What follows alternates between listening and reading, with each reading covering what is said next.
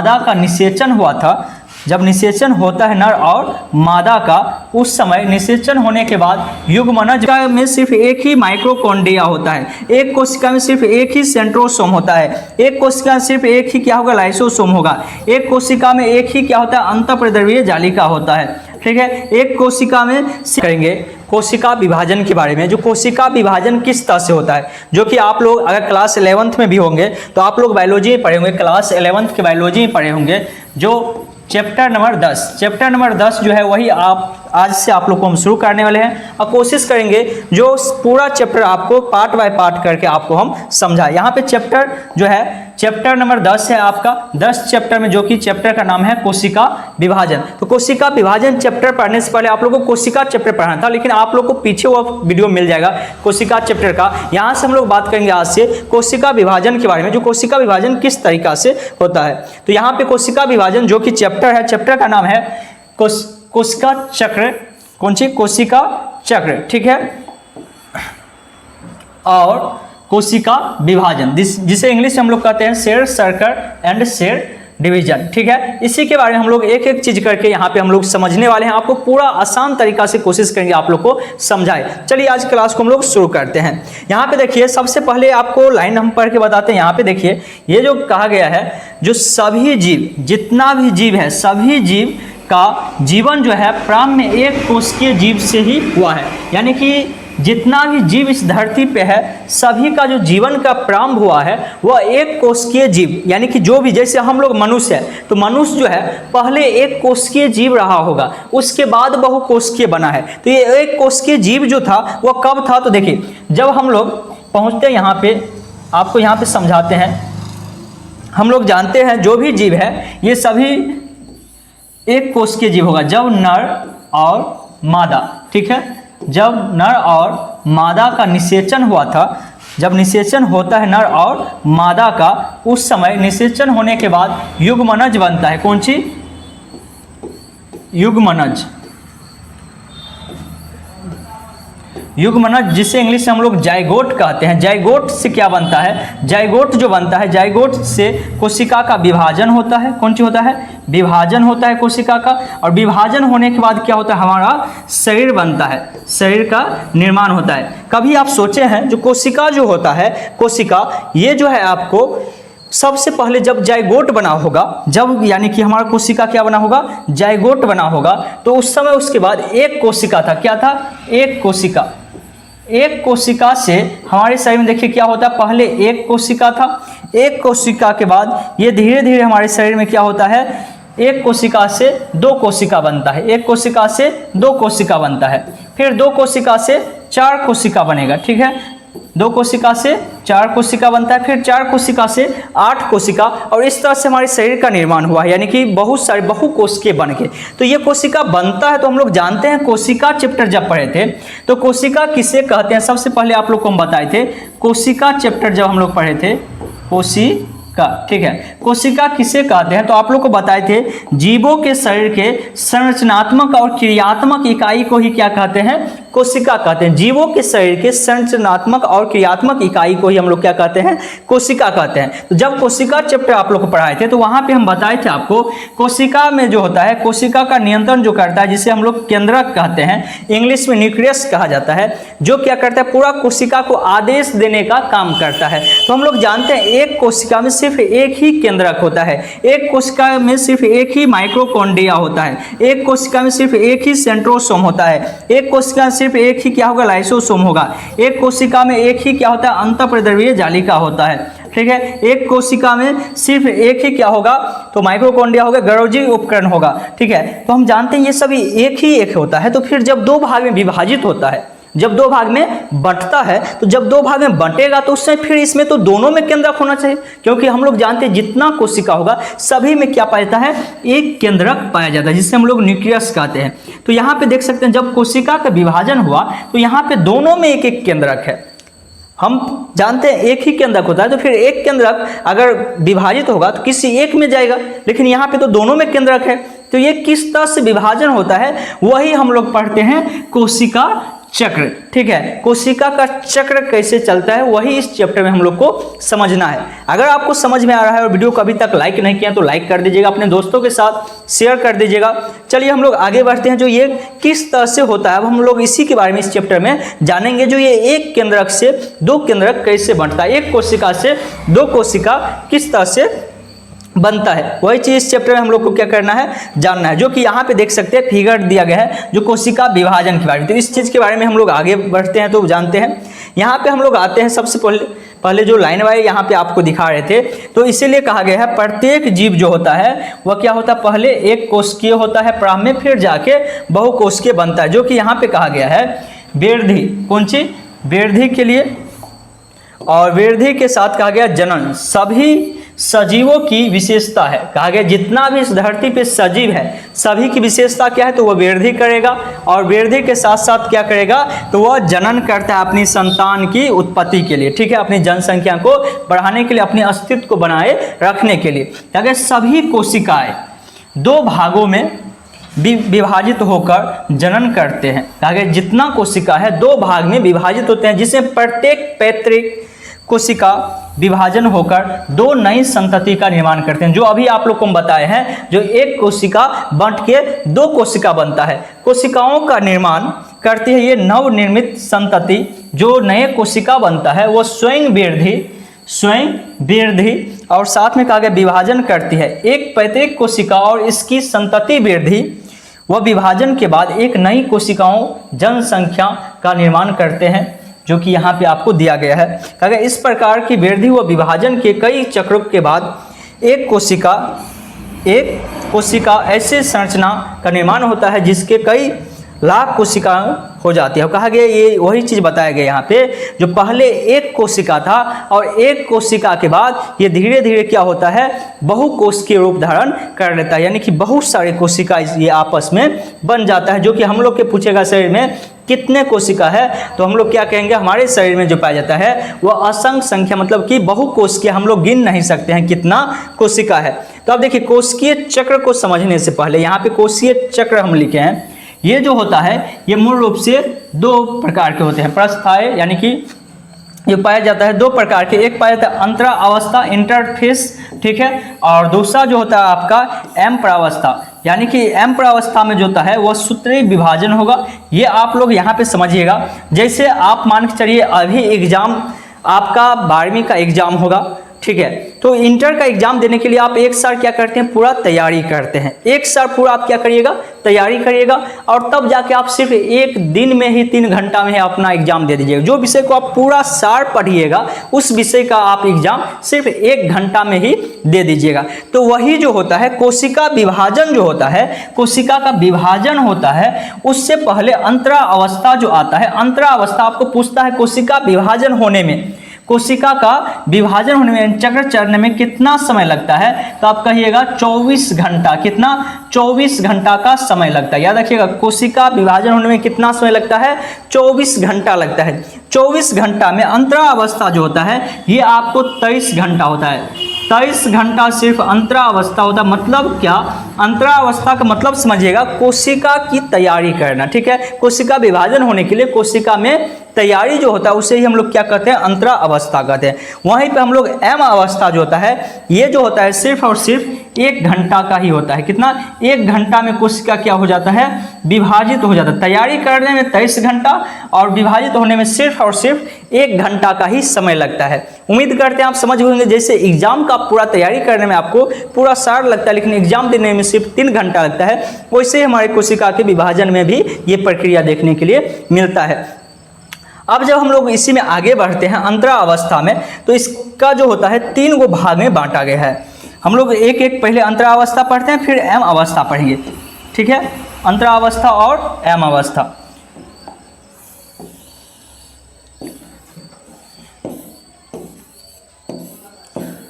चलिए इसको हटा लेते हैं। आपको याद रखना है कोशिका विभाजन होने में कितना समय लगता है, तो 24 घंटा, जिसमें से अंतरा अवस्था में 23 घंटा और आपको जो बच जाता है एम अवस्था, इसमें आपको कितना लगेगा, तो इसमें लगेगा आपको 1 घंटा। अब देखिए अंतरा अवस्था के बारे में हम लोग पढ़ते हैं, ठीक है, तो ये जो होता है अंतरा अवस्था इंटरफेस, ठीक है,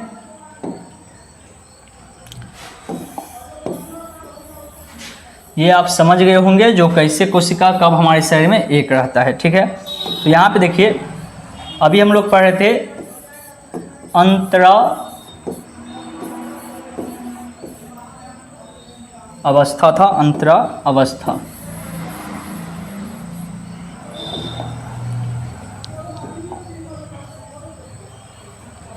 अंतरा अवस्था है।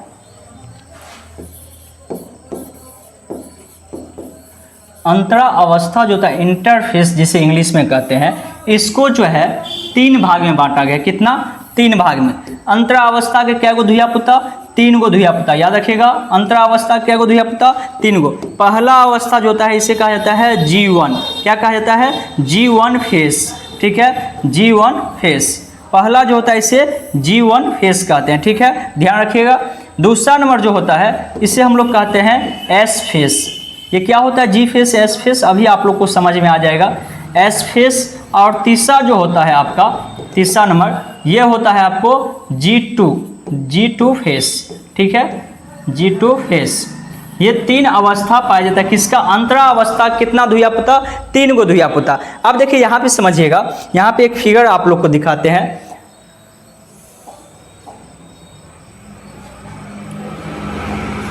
ये देखिए इस फिगर में आप लोग यहाँ पे स्पष्ट रूप से दिखाई देगा। ये जो अभी हम G1, S और G2 लिखे हैं वह यहाँ पे आप लोग को देखने के लिए जो कि मिल रहा होगा, ये हमारा क्या है? G1 है, ये क्या है? S है, और ये क्या है? G2 है, ठीक है। और देखिए अभी जो हम लोग बांटे थे अंतरा अवस्था और M प्रवस्था, तो अंतरा अवस्था जो होता है ये हम बताए हैं 24 घंटा में से 23 घंटा जो है अकेले अंतरा अवस्था का समय होता है, ठीक है। तो ये यहाँ से इधर का जो भाग होता है ये पूरा 95% भाग होता है किसका? अंतरा अवस्था का, ठीक है। अंतरा अवस्था का जो भाग होता है, अंतरा अवस्था, इसका भाग जो होता है वह इंटरफेस, जो जिसे इंग्लिश में कहते हैं, इंटरफेस का भाग जो होता है वह 95% होता है। वहीं पर M फेस जो होता है, M फेस, M अवस्था, वह सिर्फ 5% भाग ही होता है, ठीक है, 5% भाग होता है। ये 5% भाग जब हम लोग पढ़ेंगे तो वहाँ पे आपको पूरा डिटेल से बताएंगे।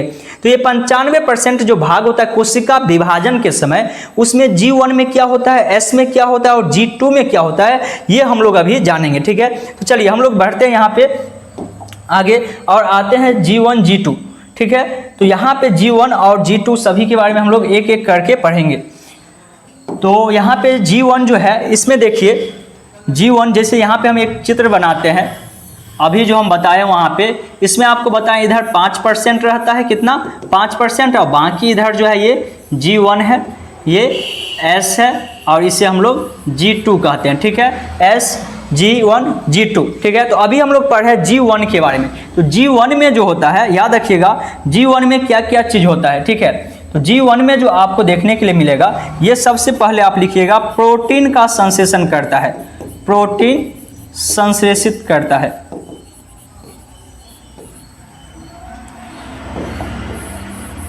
एक मिनट। प्रोटीन का संश्लेषण, प्रोटीन का संश्लेषण कौन करता है? तो G1 करता है। दूसरा नंबर जो होता है ये क्या करता है? तो ये जो होता है कोशिका के आकार को बढ़ाता है, और इसमें जो भी कोशिकांग होगा, कौन सी? कोशिकांग। कोशिका में जो भी कोशिकांग होगा उसके बारे में यहाँ पे लिखते हैं, कोशिकांग के बारे में। कोशिकांग के मतलब आप समझते होंगे, कोशिकांग का मतलब हुआ, यानी यहाँ पे देखिए G1 में कोई कोशिका होगा, कोशिका के बारे में हम लोग पढ़ते हैं। तो कोशिका में जो केंद्रक होता है, सेंट्रोसोम होता है, ये गरोजी उपकरण होता है, ये सभी जो होता है, इस सब जो, इसे ही हम लोग क्या कहते हैं? कोशिकांग कहते हैं, कोशिकांग, ठीक है। कोशिकांग जो होगा ये द्विगुणज हो जाएगा, द्विगुणज। द्विगुणज कहने का मतलब हुआ, मतलब एक इसमें जो एगो केंद्रक था वो केंद्रक विभाजित होके दुगो बन जाएगा, जो कि यहाँ पे आपको फोटो देखने के लिए मिलेगा। ये केंद्रक का आप लोग को फोटो यहाँ पे दिखाते हैं। ये जैसे केंद्रक है तो ये क्या होगा, यानी कि पहले थोड़ा सा वयस्क अवस्था में जाएगा। वैसे समझिएगा जैसे अगर किसी बच्चा का शादी कर दिया जाए तो क्या संतान उत्पन्न कर सकता है? नहीं कर सकता, क्योंकि उसका जनन अंग उस समय उस अवस्था तक नहीं आया हुआ रहता है, यानी कि पूर्ण रूप से परिपक्व नहीं हुआ होता है बच्चा अवस्था में। जब वो किशोरावस्था में जाता है उसके बाद उसका जनतंत्र काम करना यानी कि परिपक्व हो जाता है, तब अगर उसको हम जनन करने के लिए कहे, शादी कर दे, तो वह बहुत जल्दी संतान की उत्पत्ति कर सकता है। तो ऐसे ही सेम होता है, जब कोशिका परिपक्व हो जाता है, परिपक्व होने के बाद इसमें क्या होता है, इसका जो न्यूक्लियस जो होता है, केंद्रक जो होता है, ये केंद्रक हो या गरोजी उपकरण हो, ये जो है दो भाग में बंटने लगता है। सबसे पहले क्या होता है, टूटता है। मतलब कोशिका विभाजन होने से पहले आपको बताएं 23 घंटा का जो समय लगता है, उसमें सबसे पहले प्रक्रिया यही होता है, जो न्यूक्लियस जो होता है यानी केंद्रक जिसे हम लोग कहते हैं हिंदी में, इंग्लिश में न्यूक्लियस, ये क्या होता है, दो भाग में बंटने लगे। अब आप ही सोचिए, अगर ये दो भाग में बंट रहा है, ठीक है, केंद्रक है और ये केंद्रक दुगो केंद्रक बन जाएगा, ये टूट के क्या बन जाएगा, दो केंद्रक बन जाएगा। और दुगो केंद्रक बनेगा तो हम लोग जानते हैं कोशिका विभाजन जब होता है तो एक से क्या बनता है, दो बनता है। तो दोनों में एक एक केंद्रक, आपको हम शुरू जब क्लास किए थे वहां पे आपको हम बोले थे एक एक केंद्रक दोनों में होना चाहिए, तो दोनों में एक एक केंद्रक यहाँ पे पाया जाएगा, ठीक है। तो कोशिका जब विभाजन होता है उससे पहले क्या होता है, तो G1 अवस्था होता है। G1 अवस्था में क्या होता है, तो कोशिकांग जो इसमें पाया जाता है, न्यूक्लियस पाया जाता है, गरोजी उपकरण पाया जाता है, ठीक है, सेंट्रोसोम पाया जाता है जो कोशिका विभाजन काम करता है, लाइसोसोम पाया जाता है, ठीक है, ये जितना ये अंतःप्रेद्रव्य जलिका जो होता है ये पाया जाता है। ये सभी इसी तरह से क्या होता है, दो भाग में बंटने लगता है। तो वही चीज यहाँ पे हम लिखे हैं, जो भी कोशिकांग होगा, ये कोशिकांग क्या होता है, दो भाग में बंटने लगता है। कोशिकांग जो भी होगा ये सभी दो भाग में बंटने लगता है। साथ में इसका एक चीज और याद रखिएगा, कोशिका का साइज, कोशिका का साइज जो होता है वह बढ़ने लगता है, बढ़ने लगता है। कोशिका का साइज क्या होता है, बढ़ने लगता है। इसका मतलब है, आप वैसे भी समझिएगा, किसी माँ के गर्भ में अगर बच्चा होता है तो उसका जो ये पेट का होता है, ये क्या होता है, जब उसके गर्भ में बच्चा रहता है तो वो थोड़ा सा बढ़ने लगता है। वैसे ही कोशिका के अंदर जब विभाजित होता है न्यूक्लियस दुगो, जहाँ पे एगो केंद्रक था वहाँ पे दुगो केंद्रक बन जाएगा। तो ये जब ही इसकी संख्या बढ़ेगा तो कोशिका भी क्या होता है, हल्का हल्का ये बढ़ने लगता है। तो वही इसमें आपको फेज 1 जो होगा, G1 जो होता है, G1 में आपको ये 3 पॉइंट याद रखना है। प्रोटीन का संश्लेषण होगा, कोशिकांग दुगुनी हो जाएगा यानी दो गुणज हो जाएगा, और कोशिका के साइज बढ़ने लगता है। ये क्या है, आपको G1 है, ठीक है। उम्मीद करते हैं आप लोग यहाँ तक समझ गए होंगे। अगर समझ गए और वीडियो को अभी तक लाइक नहीं किया है तो लाइक करते चलिएगा, और चैनल पर पहली बार आए हैं तो चैनल को सब्सक्राइब करके बेल आइकन ऑल कर लीजिएगा। चलिए अब हम लोग बढ़ते हैं उसके बाद एस के बारे में, ठीक है। यहाँ तक आप लोग नोट कर लीजिएगा। अगर आप नोट करना चाहते हैं तो अपने कॉपी में नोट कर सकते हैं। यहाँ तक आपको, अब हम लोग पढ़ेंगे कौन सी, एस फेज के बारे में, ठीक है। एस फेज क्या करता है, तो एक्स फेज जो है ये आपको जो है DNA जो हमारे शरीर में पाया जाता है, DNA को दुगुनी करेगा, ठीक है। DNA हमारे कोशिका के अंदर, हम लोग को पता है केंद्रक में क्या पाया जाता है, गुणसूत्र, कौन सी, गुणसूत्र पाया जाता है, ठीक है। गुणसूत्र के अंदर क्या पाया जाता है, DNA, जो कि हम लोग जानते हैं गुणसूत्र की संरचना जब आपको पीछे क्लास में बताए थे कुछ इस तरह से रहता है। इसके बीच में क्या पाया जाता है, तो इसके बीच में पाया जाता है कौन सी, DNA। तो एस फेज की काम समझिएगा। यहाँ पे एस फेज में क्या होता है, जैसे कोई केंद्रक है, न्यूक्लियस है, ठीक है, न्यूक्लियस के अंदर जो गुणसूत्र होगा, कौन सी, गुणसूत्र, ठीक है। ये गुणसूत्र क्या करता है, गुणसूत्र की संरचना हम लोग जानते हैं कुछ इस तरह से होगा, और इसके अंदर में हम लोग जानते हैं DNA पाया जाता है, ठीक है। तो DNA की संख्या में क्या होता है, ये दुगुनी होने लगता है, ठीक है। DNA की जो संरचना होता है ये धीरे धीरे बढ़ने लगता है और इस पे एक आवरण पट्टी के जैसे बनने लगता है, ठीक है। इस पे क्या होगा, एक आवरण बनना शुरू हो जाता है, जो कि बाद में विभाजित होकर 2 से 4 होगा, और जब कोशिका का विभाजन होगा तो उस समय क्या हो जाएगा, इसका यानी कि संख्या जो है दुगुनी हो जाएगा। तो पूछेगा एस फेज का मुख्य रूप से कार्य क्या है, तो DNA को क्या करना, DNA को द्विगुणज करना। DNA को यहाँ पे हम लिख देते हैं, आप लोग कॉपी में अच्छा से लिखिएगा, DNA को क्या करता है, द्विगुणज। आपको एक तारक कोशिका पढ़ाए, तारक केंद्रक पढ़ाए होंगे, ठीक है। इसी को यहाँ पे लिखते हैं, यहाँ पे एरो का निशान देके लिख देते हैं आप लोग। इसको अगर नोट करना चाहते हैं तो आप नोट करते चलिएगा, ठीक है। तारक केंद्रक, तारक केंद्रक जो होगा ये भी द्विगुणज हो जाएगा, द्विगुणज। तारक केंद्रक के बारे में आप लोग को पीछे क्लास में जब कोशिका चैप्टर पढ़ाए थे वहाँ पे बताए थे, ये कुछ इस तरह से इसका आकृति होता है, ठीक है। इसके 90 डिग्री पर 9 और 0 के पर आप लोग को ये बताए थे, ठीक है। तो ये तारक केंद्रक भी क्या हो जाता है, इसमें दुगुनी हो जाएगा। तो ये किसका है, एस फेज का। एस फेज आप लोग यहाँ पे देख सकते हैं, जो कि फिगर में आपको देखने के लिए मिलता होगा। यहाँ पे देख सकते हैं ये जो बीच वाला फेज होता है ये क्या होता है, एस फेज। और ये क्या करता है, ये जो होता है एस फेज, यही डीएनए को एक अवस्था से मतलब कि 2 भाग में बांटने का काम करता है। तो इसका मुख्य काम क्या है, डीएनए का यानी कि द्विगुणज करना, ठीक है। डीएनए जो होता है ये द्विगुणज हो जाता है, लेकिन इसका जो गुणसूत्र होता है वह विभाजित नहीं होता। ये चीज़ हमेशा आप ध्यान रखिएगा।